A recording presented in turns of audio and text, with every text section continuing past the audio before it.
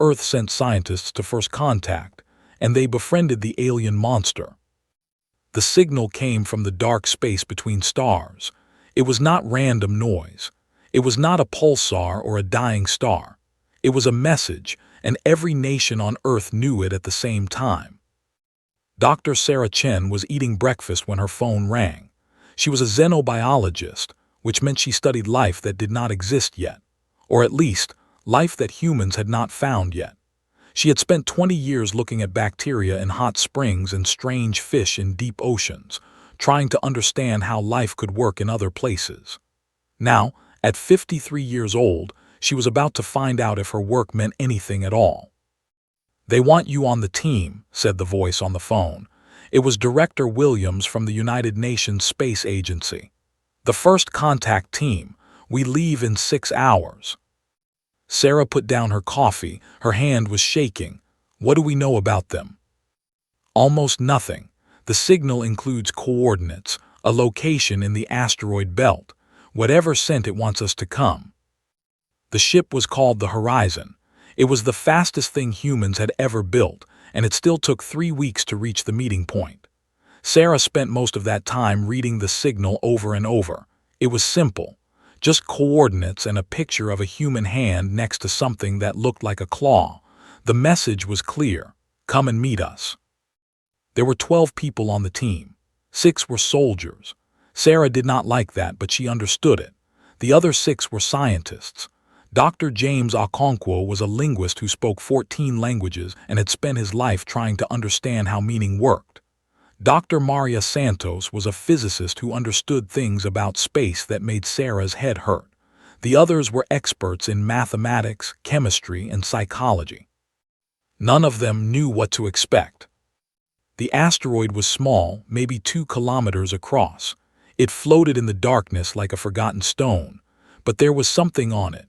Something that was not natural, a structure made of metal and glass, or something like glass, that reflected the distant sun in strange colors. "That is not human technology," said Maria, stating the obvious. Everyone was thinking it. Everyone was afraid to say it out loud. The structure had a door. It was big, maybe 4 meters tall and 3 meters wide. As the horizon approached, the door opened by itself. There was light inside, warm light like a sunset. "They know we are here," said James. "They are inviting us in." The soldiers wanted to go first. Captain Rodriguez was a good man, but he was trained to see threats everywhere. Sarah understood, but she also knew that if they went in with guns raised, they might ruin everything. "Let me go first," she said. "I am a scientist. I study life. If there is something alive in there, it needs to see that we come in peace." Rodriguez argued. Director Williams argued. But in the end, Sarah won. She put on her space suit, checked her oxygen, and stepped out of the ship. The walk across the asteroid was strange. There was almost no gravity. She floated more than walked, using small jets on her suit to move forward. The door waited for her, open and bright. Inside, the structure was warm. Her suit told her the air was breathable. Nitrogen, oxygen, a little carbon dioxide, almost like Earth. That was impossible. How could they know what humans needed to breathe? She kept her helmet on anyway. She was brave, but she was not stupid. The corridor was long and curved, like the inside of a shell. The walls were smooth and gray, but they had patterns on them, swirls and lines that might be writing or might be decoration. Sarah walked slowly, recording everything with the camera on her suit. Then she saw it.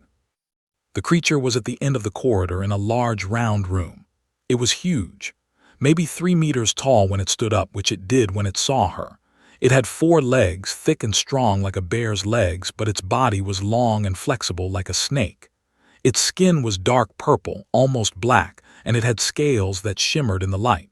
Its head was the strangest part. It had 6 eyes, arranged in 2 rows of 3, and they were all looking at her. Its mouth was wide, filled with teeth that were clearly meant for eating meat. Sarah stopped walking. Her heart was beating so fast she could hear it in her ears. The creature was terrifying. Every instinct in her body told her to run, but she did not run. She stood still and looked at the creature, and the creature looked at her. Then it made a sound, low and rumbling like thunder far away. Sarah did not know what it meant. Maybe it was a greeting. Maybe it was a warning. She raised her hand, palm out, the way humans showed they meant no harm. The creature tilted its head.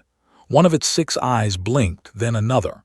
It raised one of its front legs, which ended in a hand with 4 fingers and 2 thumbs.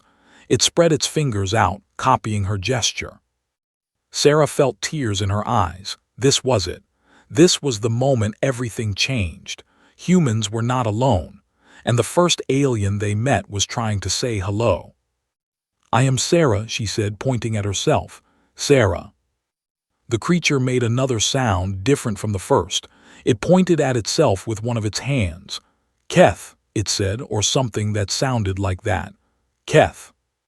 Sarah smiled, even though the creature probably did not know what smiling meant. "Hello, Keth. It is nice to meet you." Behind her she heard the others coming. Rodriguez and his soldiers, James and Maria and the rest. They stopped when they saw Keth. She heard someone gasp. Someone else said a word that was definitely not scientific. But Sarah did not look back. She kept her eyes on Keth.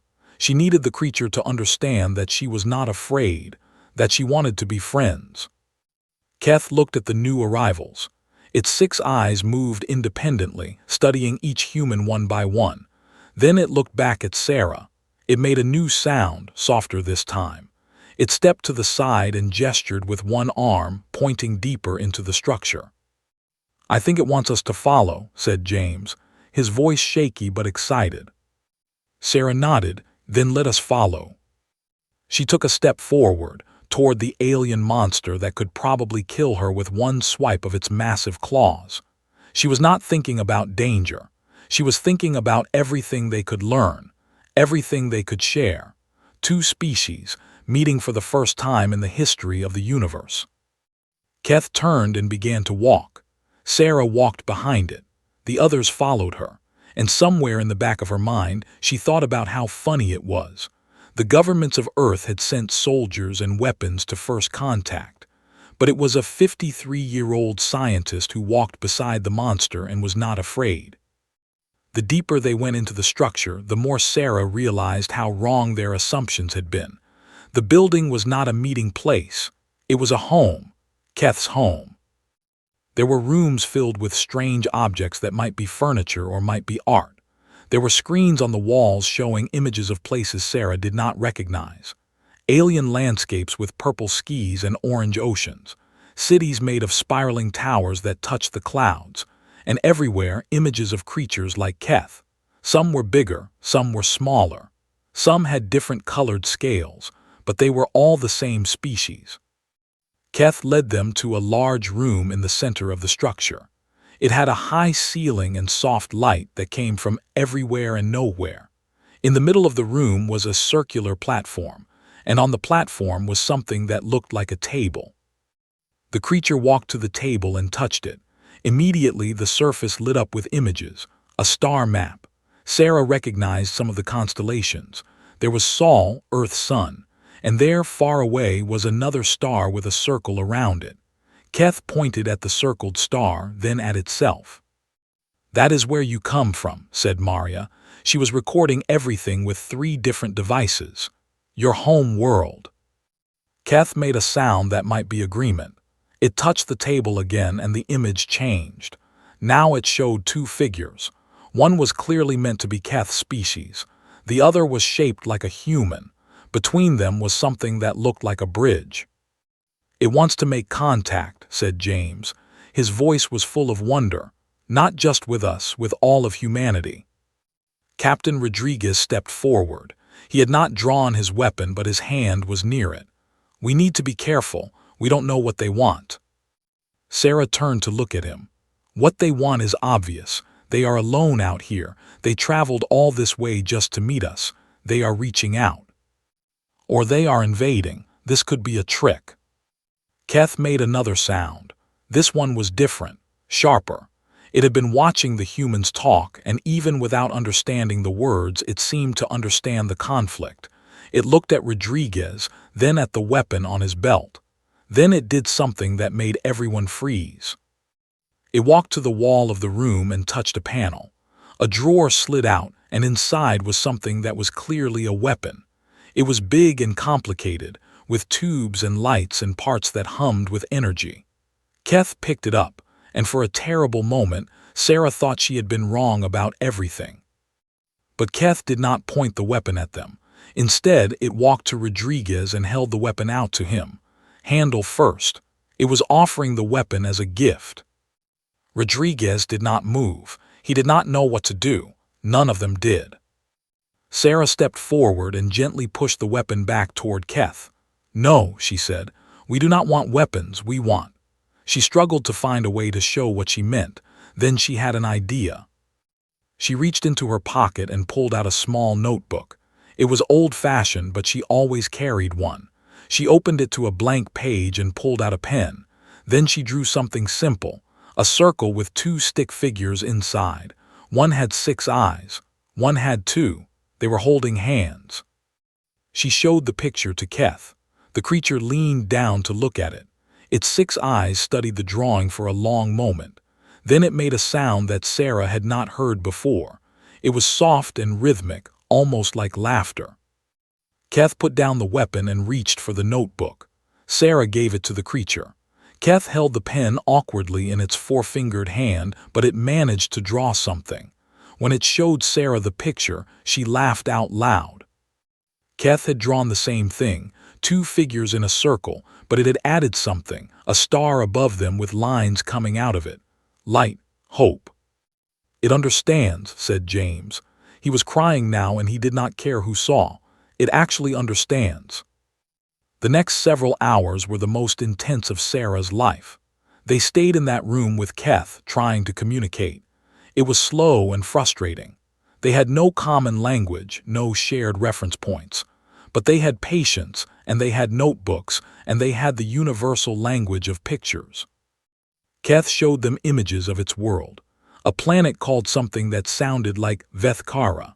It was a harsh place, full of mountains and storms and creatures that made Keth look small. Keth's species, the Veth, had evolved to survive there. They were strong and tough, and Sarah realized, probably terrifying to any species that saw them for the first time. But they were also curious. They had looked up at their sky and wondered what was out there. They had built ships and traveled to other stars, and they had found a universe that was mostly empty, world after world with no one to talk to. Then they had found Earth. Keth showed them how it happened. The Veth had been studying Earth for almost a century. They had seen humans split the atom and walk on their moon. They had watched broadcasts of television and listened to radio signals. They had learned enough to know that humans were intelligent and curious and sometimes dangerous. But they had decided to make contact anyway, because the Veth were lonely, because they wanted friends, because the universe was too big to face alone. When Sarah understood this, she felt something break inside her. All her life, she had imagined alien contact as a meeting between equals. 2 civilizations, both powerful and advanced, carefully testing each other. She had never imagined that aliens might be just as scared and hopeful as humans were. Keth was not a monster. Keth was a person who had traveled across the stars just to say hello. "We need to tell Earth," said Maria. "Everyone needs to know about this." Rodriguez nodded slowly. Something had changed in him. He was still a soldier, still cautious. But he had watched Keth give up its weapon. He had seen the drawings and the images and the attempts to communicate. He was starting to believe. "I will send a message," he said. "But Sarah should write it. She is the one who made first contact." Sarah looked at Keth. The creature was watching her with all 6 of its eyes. It did not understand what they were saying, but it seemed to know that something important was happening. "We came to the stars and found a friend," Sarah said softly. "I think that is a good start." The response from Earth was chaos. The message Sarah sent back was simple. We have made contact, and they are friendly. But simple messages do not stay simple when 7 billion people are involved. Some people celebrated. They danced in the streets and held up signs saying, "Welcome to Earth," in 100 different languages. Scientists around the world called the horizon, desperate to ask questions. Children drew pictures of Keth and sent them into space, hoping the alien would see them. But other people were afraid. They saw the images of Keth, 3 meters tall, covered in scales with 6 eyes and claws, and they saw a monster. Politicians gave speeches about protecting Earth. Military leaders talked about defensive strategies. Some people said the whole thing was fake, a trick by governments to control the population. On the asteroid, far from all the noise, Sarah sat with Keth and tried to explain. They had developed a crude system of communication over the past 2 weeks. It involved drawings, gestures, and a tablet computer that Keth had given them. The tablet could translate simple concepts, though it often got things wrong. Keth had apparently been working on the translator for years, studying human languages from captured television signals. "Many humans are happy," Sarah said, pointing at a picture of celebrating crowds that Maria had printed from a news feed. "They want to meet you." Keth looked at the picture with 3 of its eyes while the other 3 watched Sarah. It made a sound that the translator turned into something like "good joy." "But some humans are scared," Sarah continued. She showed a different picture, soldiers with weapons, angry faces on screens. "They think you might hurt us." Keth was quiet for a long moment. Then it stood up and walked to the window of its home. Outside, the stars were bright and endless. It made a sound that the translator struggled with, finally displaying. "We also fear. First meeting is always fear. Fear is not bad. Fear becomes care." Sarah thought about that. Fear becomes care. She liked that idea. How do we make them less afraid? Keth turned back to her. It walked to the table where they kept all their drawings and picked up one that Sarah had made on the first day. The 2 figures holding hands. "More of this," the translator said. "Show them we are same, not same body, same." It struggled for the word. "Same wanting, same hopping." Sarah nodded. "We need to give them something, a gift, something that shows you mean well." Keth tilted its head, thinking. Then it left the room. Sarah waited, curious. A few minutes later, the creature returned carrying something in its arms.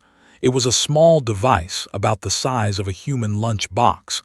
It was made of the same strange metal as everything else in the structure, and it hummed with quiet energy.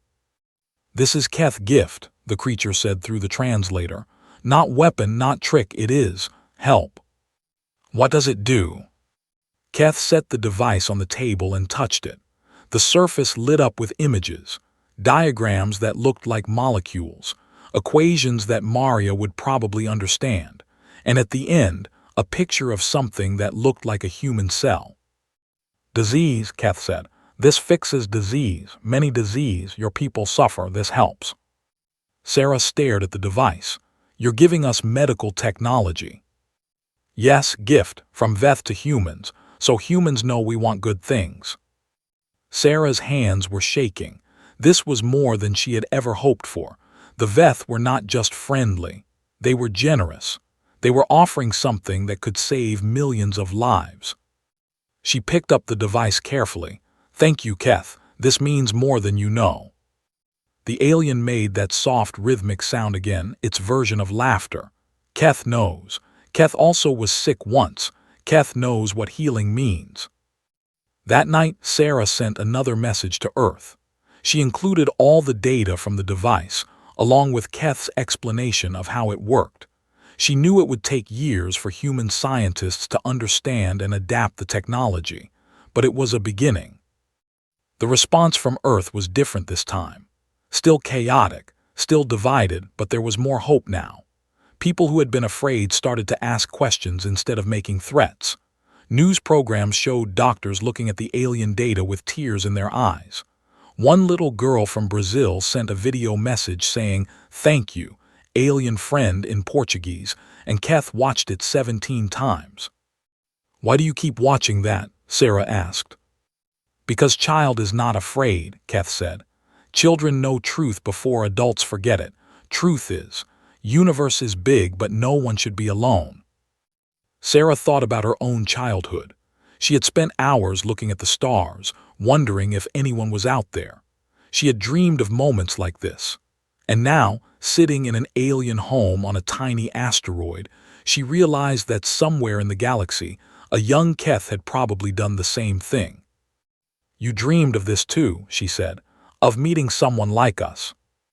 Keth's 6 eyes blinked in sequence.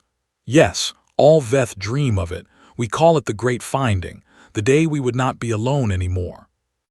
And now it has happened." "Yes," Keth reached out with one of its clawed hands and touched Sarah's arm gently. "Now we are found, both of us."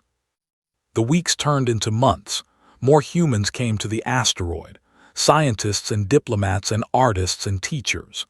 Keth welcomed them all, showing them its home, answering their questions, learning their names. It was exhausting work, but the alien never complained. Every new face was a victory. Every conversation was a bridge. Rodriguez stayed the whole time. He had become Keth's unofficial protector, which was funny because Keth was twice his size and probably 10 times as strong. But the captain had changed. He laughed now. He asked questions about Veth culture and shared stories about his family back on Earth. One night, Sarah found him teaching Keth how to play chess. "You are losing on purpose," the translator said for Keth. Rodriguez grinned. "Maybe a little, you're still learning." Keth learns fast. Next game, Keth wins. "We'll see about that." Sarah watched them play, and she felt something she had not felt in a long time. Peace. The universe was still big and scary and full of unknowns. But in this small room on this tiny asteroid, 2 species were learning to be friends. And if that was possible, then maybe anything was possible. 1 year after first contact, Keth came to Earth.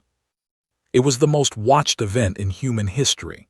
Every screen on the planet showed the Veth shuttle descending through the clouds over Geneva, where the United Nations had prepared a landing site. Millions of people had gathered to watch. Some held signs of welcome. Others held signs of protest. But most just stood there, staring at the sky, waiting to see what the future would bring.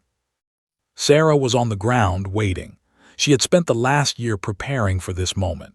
She had worked with diplomats and scientists and security teams, trying to make sure everything went smoothly. There had been threats, of course. Some people still believed Keth was a monster, but Sarah had faith. She had seen what Keth really was.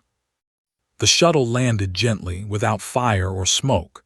It was elegant technology, so advanced that human engineers could only guess at how it worked. The door opened, and Keth stepped out. The crowd went silent. Sarah had warned everyone about Keth's appearance. She had shown them pictures and videos, but seeing the alien in person was different. Keth was huge. Its scales gleamed in the sunlight. Its 6 eyes scanned the crowd, taking in thousands of faces at once. Then Keth did something unexpected. It knelt down. The movement was slow and deliberate. The massive alien lowered itself until its head was level with the humans in front of it. Then it spread its arms wide, palms open, in the gesture of peace that Sarah had taught it on the first day they met. "Hello," Keth said. Its voice was deep and rumbling, but the word was clear. It had been practicing for months. "I am Keth. I come in friendship." The silence stretched for one more heartbeat. Then someone started clapping. Then someone else. Then the whole crowd erupted in applause and cheers. People were crying, laughing, hugging strangers. A little boy broke through the security line and ran toward Keth, and before anyone could stop him, he threw his arms around the alien's leg. Keth looked down at the child with all 6 eyes. Then it made that soft, rhythmic sound, its laugh, and gently patted the boy's back with one clawed hand. "Small human is brave," Keth said, and everyone who heard it laughed too. The weeks that followed were a whirlwind. Keth traveled the world, meeting leaders and scientists and ordinary people. It visited schools and hospitals and research centers. It answered endless questions with patience and humor, and everywhere it went, it changed minds. There were still people who hated the alien. There were still protests and threats, but they grew smaller every day, because the truth was impossible to deny. Keth was not a monster. Keth was a person, a strange, scary-looking person, but a person nonetheless. And people could understand people, even if they had 6 eyes and claws. Sarah traveled with Keth through most of it. She had become the unofficial translator, even though the tablet device worked better now. People trusted her. They knew she had been the first to meet the alien, the first to see past the fear. When Keth spoke, they looked at Sarah's face to see if they should believe. "You are tired," Keth said one night. They were in a hotel room in Tokyo preparing for another day of meetings.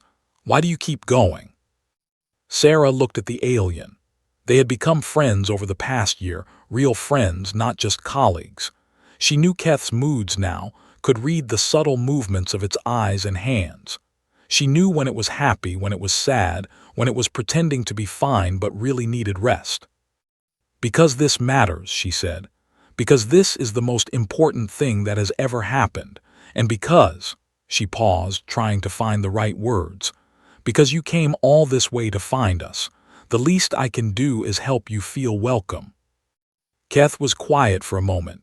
Then it reached out and touched her hand with its clawed fingers. The touch was gentle, almost tender. "Sarah is good friend," it said. "Best friend Keth has ever had."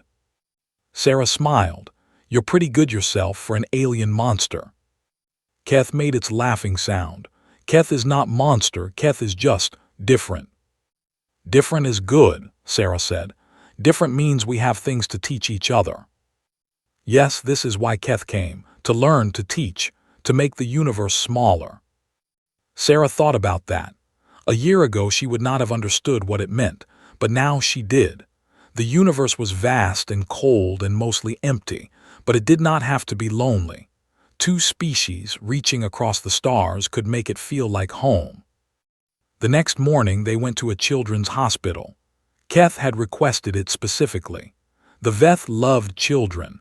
Their own offspring were precious to them, and they saw children of any species as symbols of hope. The kids were nervous at first. Some of them cried when they saw the massive alien, but Keth was patient. It sat on the floor, making itself as small as possible. It let the braver children touch its scales. It showed them pictures of baby Veth, which looked like tiny purple balls with 6 blinking eyes. One girl, maybe 7 years old, was too sick to get out of bed. She had been fighting cancer for 2 years, and the treatment had left her thin and weak. Sarah watched as Keth walked to her bedside and knelt down. "Hello, small brave one," the alien said softly. The girl looked at it with wide eyes. "Are you real?"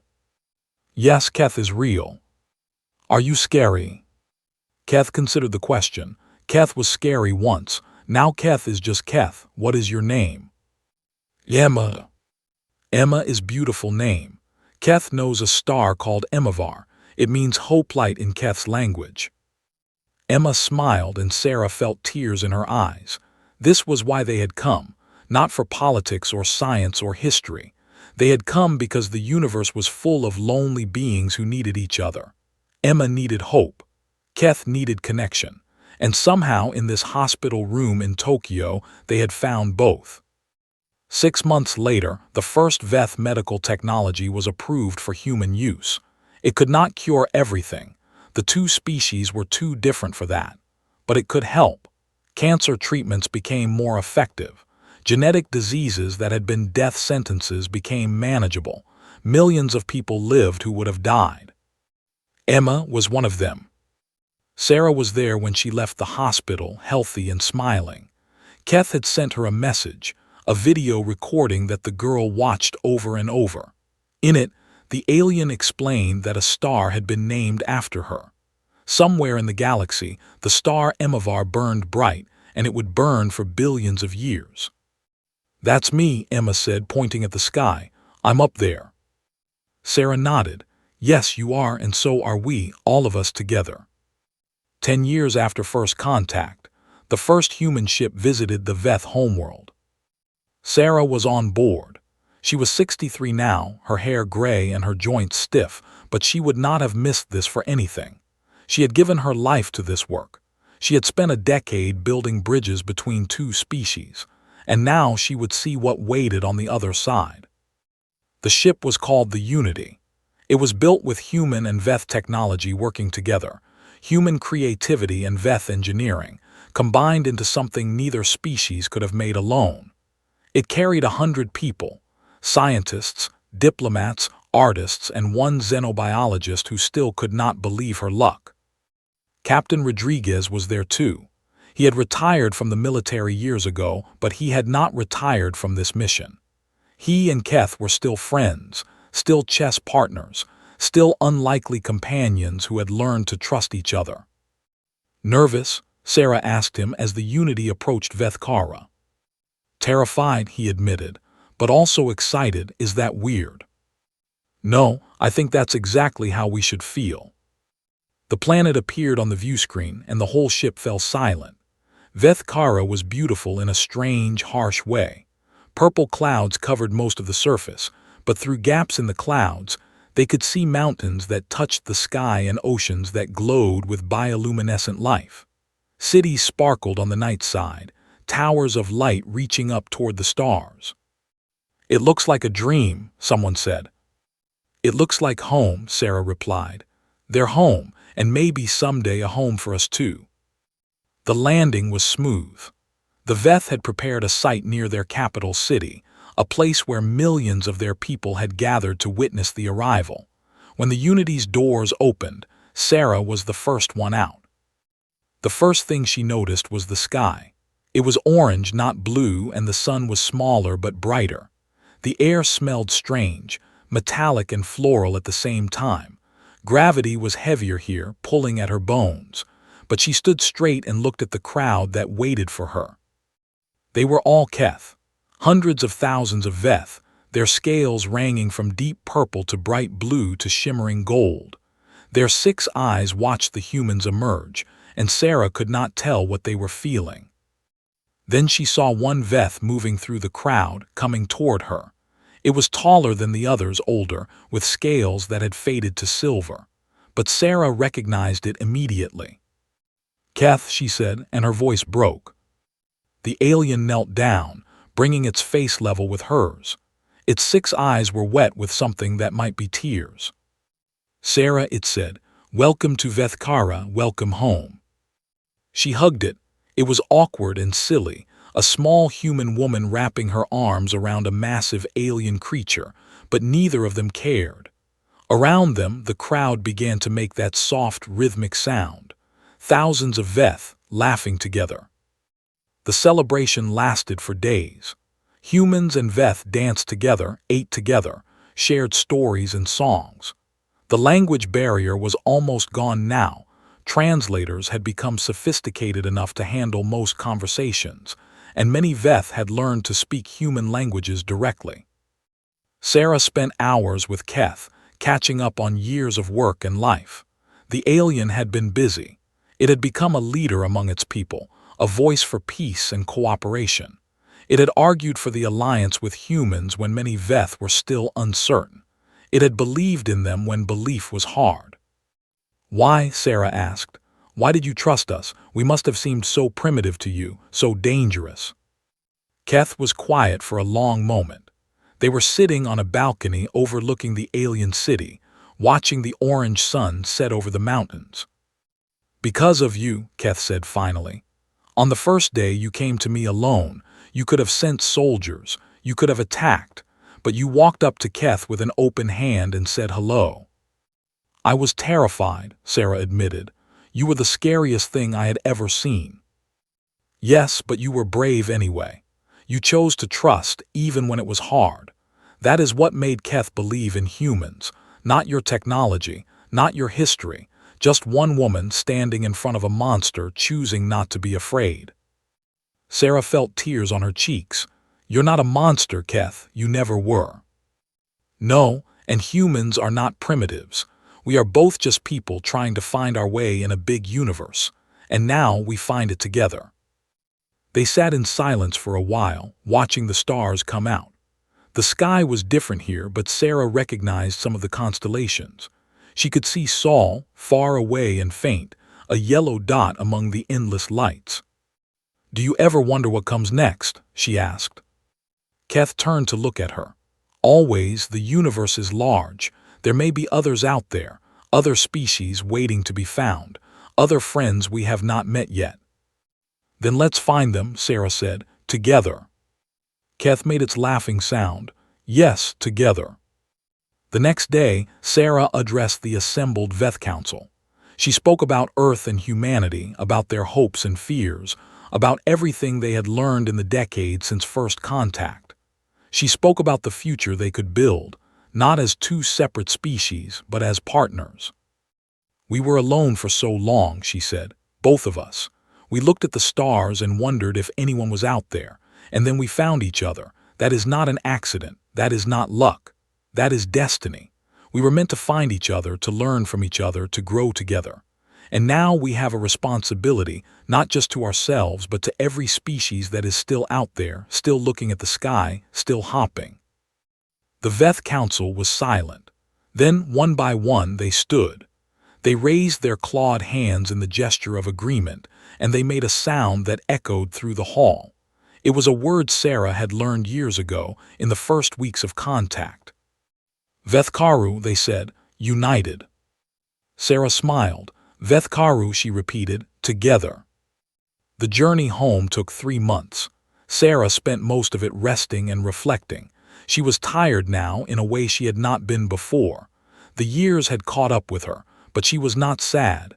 She had done what she set out to do. She had met an alien monster and become its friend. She had helped 2 species find each other in the darkness. She had proven that the universe did not have to be lonely. When the Unity landed on Earth, there was another celebration. Millions of people gathered to welcome them back. Politicians gave speeches. Scientists announced new partnerships. Children waved signs that said, "We are not alone."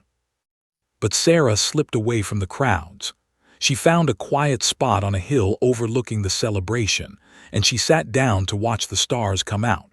Somewhere up there, Vethkara orbited an orange sun. Somewhere even farther, other species might be looking up at their own skis, wondering if anyone was out there. "We're here," Sarah said softly, "and we're coming, just hold on a little longer." A hand touched her shoulder. She looked up and saw Rodriguez standing beside her, his hair as gray as hers now, his face lined with years of adventure. "They're looking for you," he said. "The press wants an interview. The president wants to give you a medal." Sarah shook her head. "Let someone else take the credit. I'm tired of speeches." Rodriguez sat down beside her. "Fair enough. Mind if I join you?" "Not at all." They sat together in silence, watching the stars. After a while, Rodriguez spoke. "You know, when I first met Keth, I thought it was the enemy. I had my hand on my weapon the whole time. I was ready to fight." "I remember." "But you weren't. You walked up to that thing like it was an old friend. I didn't understand how you could do that." "I was scared," Sarah said, "but I was also curious, and I think curiosity is stronger than fear in the end." Rodriguez nodded. "Yeah, I think you're right." He paused. "Thank you, Sarah, for showing me that, for showing all of us." Sarah smiled. "Thank you for listening." Far above them, a shooting star streaked across the sky. It might have been a meteor. It might have been a Veth shuttle carrying messages between worlds. Sarah chose to believe it was a sign, a promise of all the wonders still waiting to be discovered. The universe was large, but they were not alone anymore, and that made all the difference. 20 years after first contact, humanity and the Veth found their third species. They called themselves the Rel. They were small, barely half a meter tall, with bright green skin and huge eyes that saw in spectrums humans could not imagine. Their homeworld was a water planet, and they had evolved in the depths of a vast ocean before learning to build cities on the surface. The Rel were terrified. They had watched humanity and the Veth from afar, seen their massive ships and powerful technology. The Rel had no weapons capable of threatening either species. They had hidden, hopping to be overlooked. But the Unity, now a fleet of ships crewed by both humans and Veth, had found their signals, and instead of invasion, they sent an invitation. "We come in peace," the message said. "We want to be friends." The Rel did not believe it at first. How could they? Their entire history was a story of larger creatures eating smaller ones. They could not imagine a universe where the strong did not prey on the weak. It was Sarah who convinced them. She was 73 now, too old for long journeys and demanding work. But when she heard about the Rel, she insisted on going. She had to see this through. She had to show the new species that the universe could be kind. The meeting took place on a neutral asteroid, similar to the one where she had first met Keth. The Rel delegation was 4 individuals, their large eyes darting nervously as they watched the humans and Veth approach. Sarah walked ahead of the group. She was using a cane now, her steps slow and careful, but her voice was strong. "Hello," she said, kneeling down to meet the Rel at their eye level. "I am Sarah. I come in friendship." The lead Rel, a creature with dark green scales and golden eyes, stared at her for a long moment. Then it spoke, and the translator turned its clicks and whistles into words. "You are not going to eat us." Sarah laughed. It was a warm laugh full of kindness. "No, we're not going to eat you. We're going to help you if you'll let us. That's what friends do." The Rel looked at her, then at the Veth standing behind her, massive creatures with claws that could crush them easily. Then it looked back at Sarah, at this tiny, fragile human who had come across the stars to say hello. "How can we trust you?" Sarah thought about the question. It was the same question she had asked herself 20 years ago, standing in front of Keth for the first time. How could she trust an alien monster? "You can't," she said finally. "Trust isn't something you can prove in a moment. It's something you build over time through actions and choices. But I can tell you this. I was once afraid, just like you. I met a species that was larger and stronger than mine, and I didn't know if they would help us or hurt us. But I chose to believe that they wanted friendship, and that choice changed everything." She reached out her hand, palm open, just as she had done with Keth so many years ago. "Give us a chance. That's all we're asking. Let us show you what we can be when we work together." The Rel leader looked at her hand for a long moment. Then, slowly, it reached out with one of its small, webbed appendages and touched her palm. "We will try," it said. "We will try to trust." Sarah smiled. That's all anyone can do. Behind her, Keth made its laughing sound. "Sarah is best at this," it said to the human delegates. "This is why we keep bringing her back." Rodriguez, standing at the back of the group, chuckled. "She did it again. 20 years and she's still the best diplomat we have." The years that followed were busy ones. The Rel joined the alliance slowly, carefully, always watching for signs of betrayal that never came. They brought their own gifts, technology for underwater exploration, art that changed color based on emotion, music that could only be heard in certain frequencies. And humanity and the Veth gave them something in return: safety, protection, the knowledge that they were not alone in the universe and that being small did not mean being vulnerable. Sarah watched it all from Earth, now too old to travel among the stars. But she followed every development, every new discovery, every step toward a united galaxy. She was 90 years old when Keth came to visit her for the last time. The alien was old too now, its scales faded to white, its movements slow. But it still made the journey across the stars, just to see its first human friend. They sat together in Sarah's garden, surrounded by flowers from 3 different worlds. The sun was setting, painting the sky in shades of orange and purple. "We did it, Keth," Sarah said. "We actually did it." Yes, the alien agreed. We built something good, something that will last. Do you think there are others out there, more species waiting to be found? Yes, the universe is large. There are always more. Sarah nodded. Then the work isn't done, not really. Keth reached out and took her hand. Its clawed fingers were gentle, as they had always been.